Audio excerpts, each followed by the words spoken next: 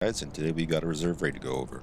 Gonna cover a lot of detail, and it might be a little long, as are a lot of these videos going to be with the raid breakdowns, at least in the beginning. But we're gonna cover a lot of information, so hopefully you find enough interesting. Right here, we started at the yellow circle, and we're following the arrows from Black Knight over to White Bishop. And what we're trying to do now is we're trying to get to a good spot to harass all the incoming spawns. There's a lot of possible rotations that people could be doing, and they're going to be heading probably not to this building, but to a lot of the hotspot buildings that are surrounding this building, giving us a great opportunity to intercept them on their course. So it's not guaranteed you're going to see anybody, but by being in a room like this, we're in position to hear and see a lot of people. Up on the screen is a map. The X's are locations where I expect to see somebody, and the lines are coming from the spawn points and the routes that they'll take, basically. If you look at it, it'll probably make sense, but you're watching out for any of the X's around, and the X's are going to be people if you happen to be at a spot like this. So you just saw me fix my flashlight and laser combo. What that means is basically I have a laser and a flashlight on my gun.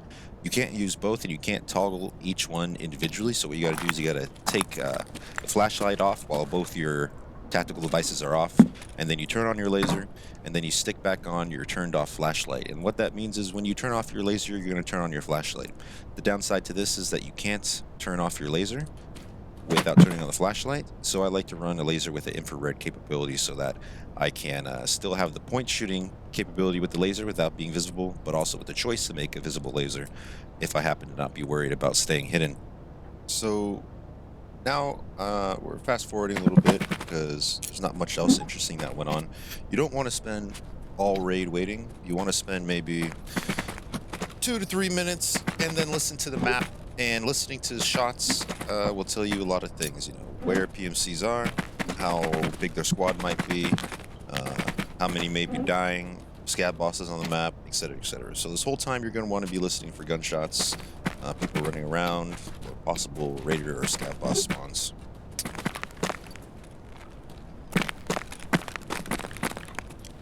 So you notice I walk at the slowest speed a lot of the times, like just now. But what I'm trying to do there is minimize the sound of my own steps so that I can more easily hear others, as well as minimizing the range of my steps for others to detect in case they're down here listening for someone to come along. Making your steps a little quieter by going slower isn't going to make you silent, but that's not the point. The point is to make it harder for your enemy to be able to pinpoint your exact location. And I just have a habit of it. It's not super vital. It's not necessary to walk like that, but I find a lot of success with it, and it seems a lot of people don't have a very easy time hearing me. So we're gonna check all the spawns down here on that desk, possible intelligence folder spawn, and then we hit the duffel while we're back here. And this whole time we're gonna be listening because it's still early in the raid, and anyone could rotate anywhere. I come out there ADSing because it's possible that someone can come up from D2 through that tunnel there, that in between those two doors, and when people come from below up to your level, um, or really any type of verticality, people sometimes the audio gets glitchy, as we all know. So don't always bet that if something is above or below you that you're going to be able to hear it. It's better just to always be checking. So earlier I actually heard a few shots, I believe, from that direction, but like barely. So what I like to do is, instead of running out of any of the doors, which are obvious and watched and usually ambushed and cause a lot of noise, I just make a little bit of a lot of noise and I go run out the second floor from that red thing over towards here.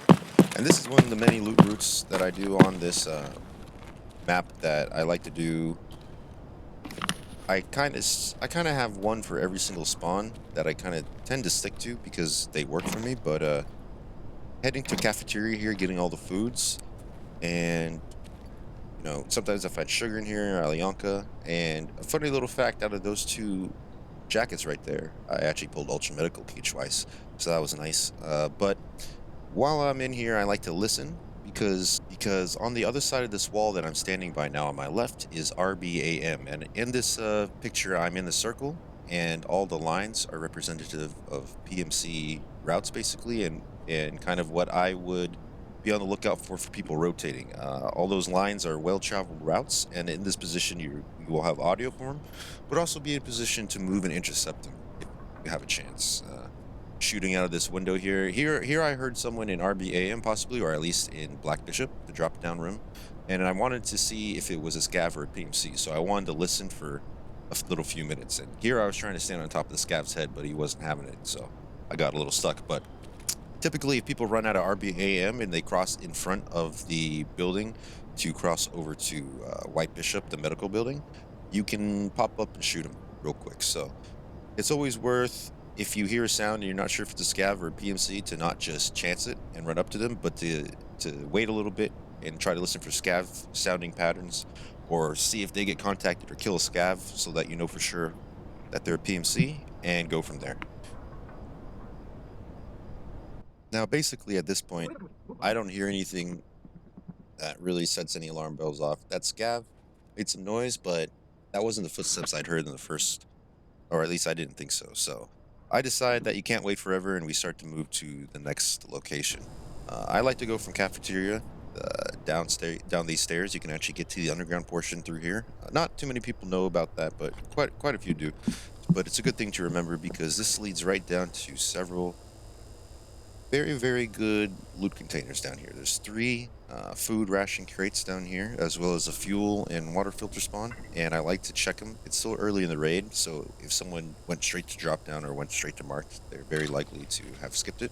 So if they didn't skip it or they're checking, they're going to be down that hallway. So always make sure that you check it, and if they're on the left side where the crates are, you might not see them until they start moving. So be very careful. And then I like to crouch walk because it's the first time that we've been downstairs here, and without crouch walking, there's a chance that someone else down here first is going to hear us coming and then be able to set up the ambush. We don't want anyone down here to know that we are also down here before we know that they are down here. PvP, this game's really, really audio heavy, and that means if you can detect them first, you're going to have a huge disadvantage. But if it's the other way around, then it's the other way around, you know what I mean? But that's the location of one of the crates. Not great loot that time, but the really fantastic stuff that you can pull out of that is things like sugar. And I can sometimes get up to 3 to 4 sugars from these crates, and that's really good money. So going on ahead, we're just going to skip forward a bit because there's more interesting parts that I want to get to, and for the sake of the video's time.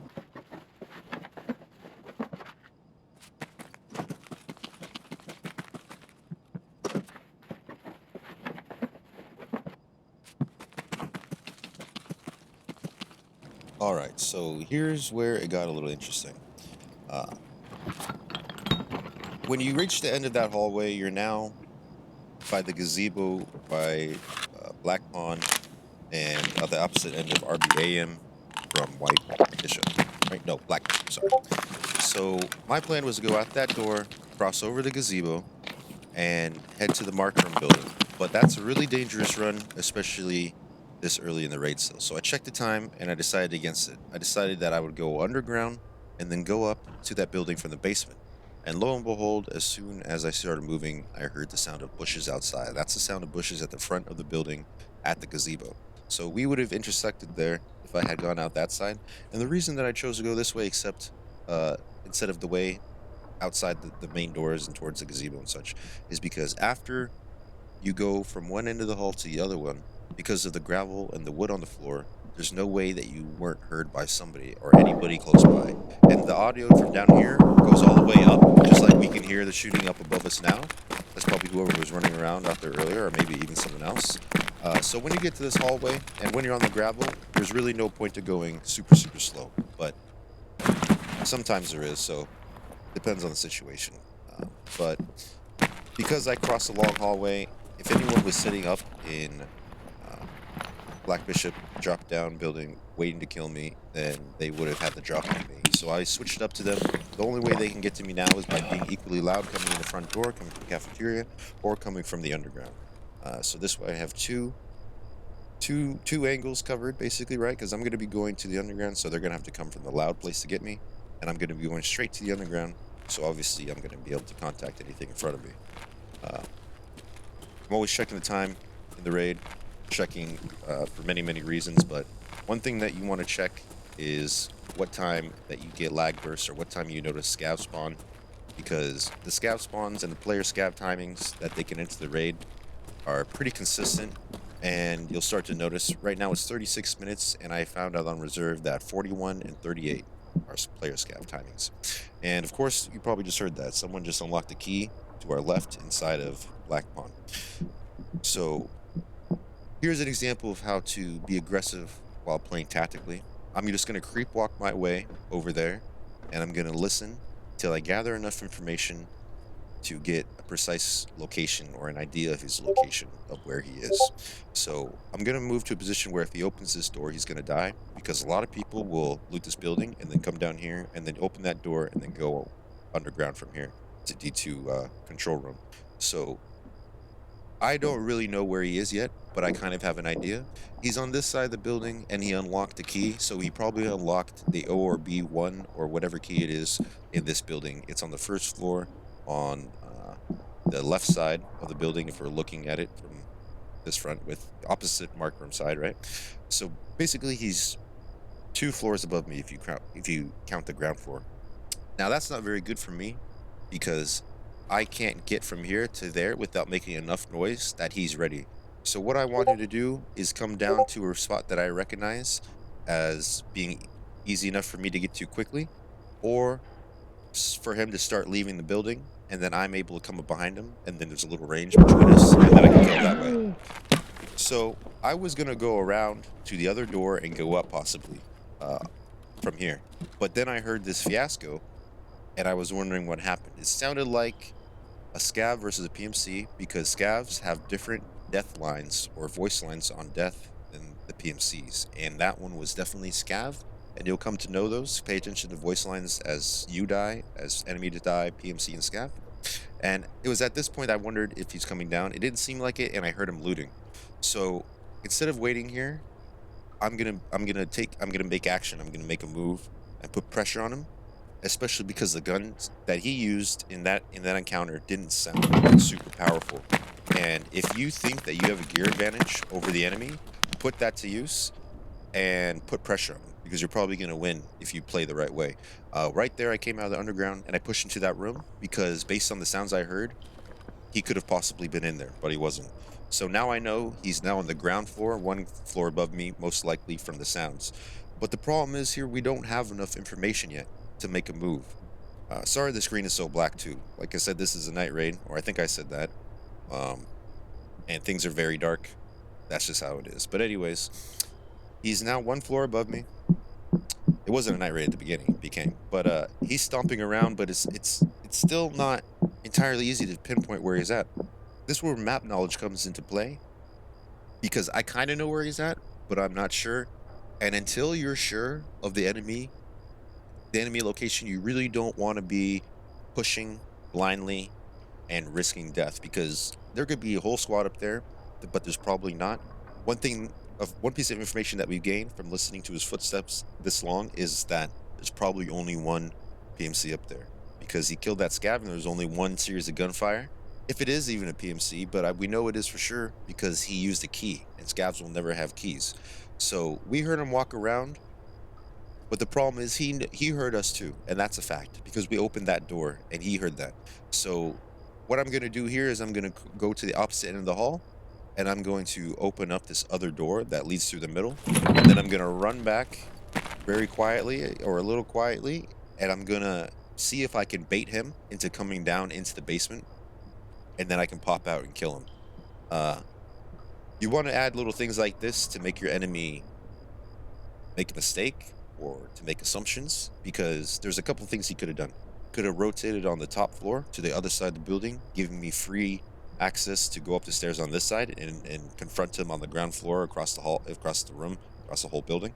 He could have come down here to investigate, in which case he would have died, or he could have continued to hold position and wait me out. And this is the option that most people will take, especially players that are new. So I wanted to make it known that I was a player, and if he's PvP focused, I wanted to really bait him into coming down to check it out, because like, what was that sound? You know, I took my hatchet and I hit the wall with it, but I don't hear anything else. And this, at a certain point during your raids, when you need to switch, excuse me, You need to switch from being... You need to switch into the predator instead of being the prey, right? We can't wait forever. And the longer you wait, the amount of variables increase. He could have teammates he's waiting for that weren't with him at the time. They could have been searching the other buildings, as solos. But I heard him move now, so I moved. He moved across the building, I moved up from the basement, and then he stopped. Or at least this is what I assumed was him. But if it was a scav and he's in that floor, he would have gotten contacted, right? Well, he didn't, so I'm going to assume that's him. Now I hear him reload or check his magazine or something, and then he comes back over. So I'm still trying to pinpoint his exact location, but I can't. So getting tired of it, I'm just gonna Propital up, get that painkiller on, get that and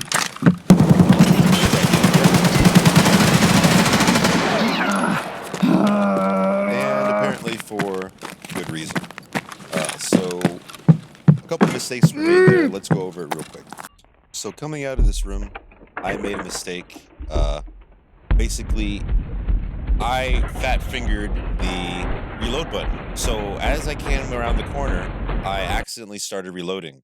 And he did a good thing by moving to be aggressive and engage me when he knew I was coming instead of just sitting there and waiting.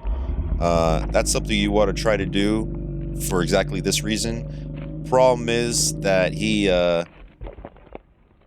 ended up missing a lot. Now you see during that clip he shoots the wall a lot, but to be honest with you, that's what lost in the fight there. It's pretty common to accidentally dump your entire magazine under pressure, but make sure that you don't do that because people will take advantage of it, especially if you're using a high rate of fire weapon like a Vector or an HK. As well as being able to move up the stairs here allowed me to change my vertical height, which probably made getting a headshot much easier, making it more likely to hit my legs as he did, and I'm in a better position to be able to land that headshot. And at this range, you're definitely not going to ADS.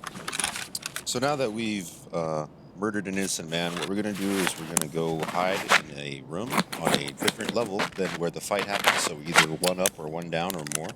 And we're going to CMS as we listen. I activated a Propital. Well, actually, I activated it earlier, but it's good that it's still on because then I can CMS my limbs without having to stop to heal each one. They're going to auto-heal as I CMS, even though it appears that I do. For some reason, I think I didn't realize it until I did it. After you kill someone like that, what you want to do is you want to change position, and then you want to re-equip yourself for another fight, the whole time expecting his teammate to come rushing over. And then you want to secure the area, and then you want to loot, and then you want to scoop. So we're going to see some of that now. Right now, you can mainly see me going over all of my equipment. And that's going to be something that you're going to want to do after every gunfight, basically, if you manage to take a hit. You want to make sure your mags are topped off. You want to make sure your gun is reloaded with a fresh mag. You want to make sure you're purely healed or close to it.